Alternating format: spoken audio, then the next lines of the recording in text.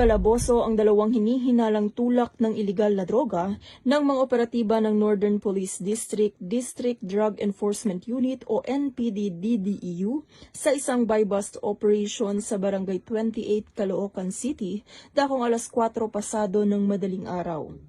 Kinilala ng pulisya ang mga nadakip na suspect na sina alias Tetong, 34 na anyos, residente ng Tondo, Manila at Tonton, 41 anyos, isang tricycle driver mula sa Maypaho, Caloocan City.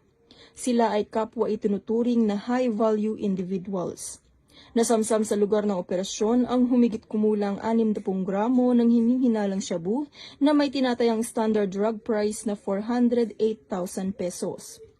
Mahaharap ang mga suspect sa kasong paglabag sa Section 5, 11 at 26 ng Republic Act 9165 o ang Comprehensive Dangerous Drugs Act of 2002. Mula dito sa Metro Manila, ako po ang inyong PNN correspondent, Police Corporal Abigail Rojas, alagad ng batas, taga-taguyod ng Balitang Pulis.